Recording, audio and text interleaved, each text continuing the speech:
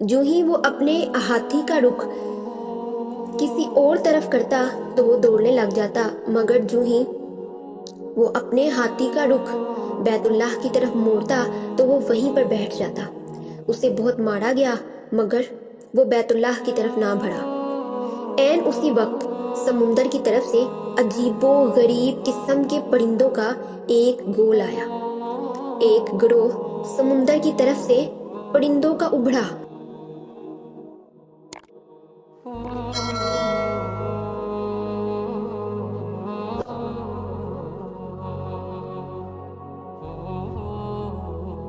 Feel अरबी जुबान में हाथी को कहते हैं।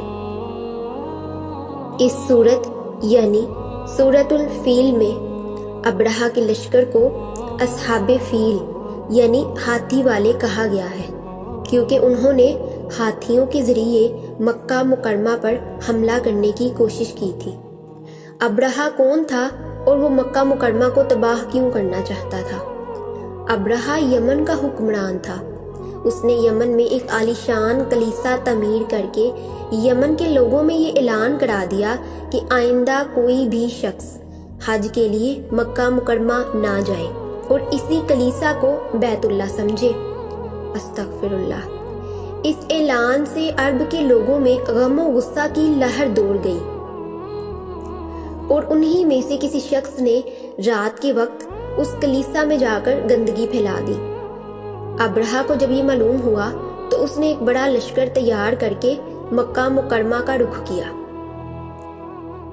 रास्ते में अरब के कई कबीलों ने उसे रोकने की बहुत कोशिश की, लेकिन अब्रहा के लश्कर के हाथों उन्हें शिकस्त हुई। आखिरकार ये लश्कर मक्का मुकरमा के करीब एक जगह पहुंच गया। अगली सुबह जब उसने बैतुल्लाह की तरफ बढ़ना चाहा तो उसके हाथी ने बढ़ने से इनकार कर दिया।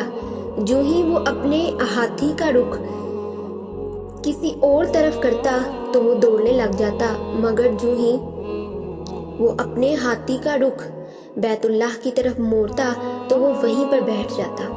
उसे बहुत मारा गया, मगर वो बैतुल्लाह की तरफ ना बढ़ा। ऐन उसी वक्त समुंदर की तरफ से अजीबो गरीब किस्म के परिंदों का एक गोल आया। एक गिरोह समुंदर की तरफ से परिंदों का उभड़ा और पूरे लश्कर पर छा गया।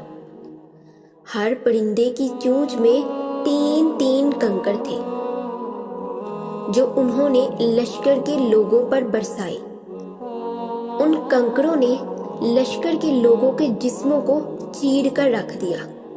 जो ही कोई कंकड़ किसी हाथी सवार के सर पर लगता तो वो उसको चीरता हुआ 2 टुकड़ों में करता हुआ हाथी के बीच में से होता हुआ गुजरता। इस तरह हाथी सवार तबाह होते गए। ये अजाब देखकर सारे हाथी भाग खड़े हुए।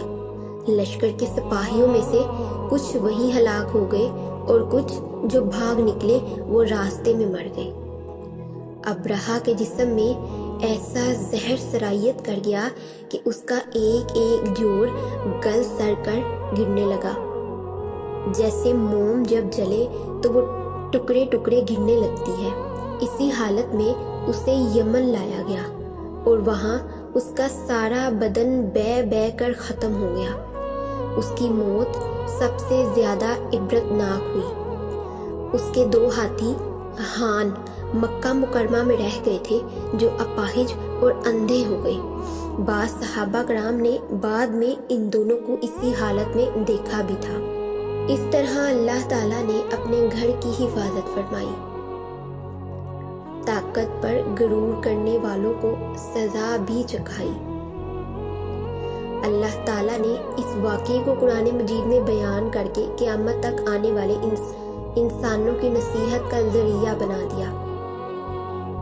असहाबे फील के इस वाक़े के बाद पूरे अरब के दिलों में कुरैश की अजमत बढ़ गई। सब मानने लगे कि ये लोग अल्लाह ताला के पसंदीदा हैं।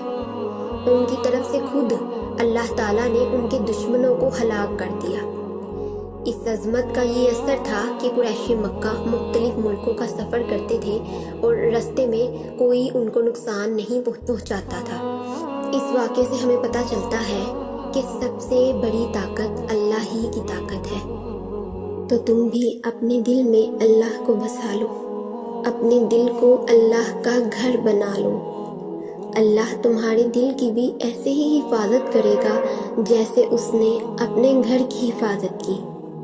پھر وہ تمہارے دلوں سے خوف کو نکال دے گا اور تمہارے دشمنوں کے دلوں میں تمہارا رعب ڈال دے گا۔ ایک حدیث کا مفہوم ہے، تم اللہ کی حفاظت کرو، اللہ تمہاری حفاظت کرے گا۔ اللہ کی حفاظت سے کیا مراد ہے؟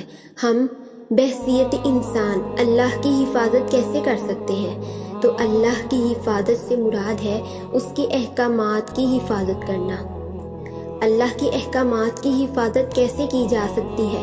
مصیبت کے اول وقت میں صبر کرنا، نماز قائم کرنا، قرآن پاک کی نہ صرف تلاوت کرنا بلکہ اس پر عمل کرنا۔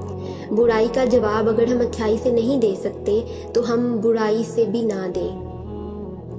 سب سے بڑی قوت، سب سے بڑی طاقت اللہ ہی ہے، اور ہمیں چاہیے کہ ہم سب سے بڑی طاقت اللہ ہی کو مانیں۔ یہ اسی کا حق ہے کہ اس سے ڈرا جائے، اسی سے دعائیں مانگی جائیں اور صرف اسی کی عبادت کی جائے۔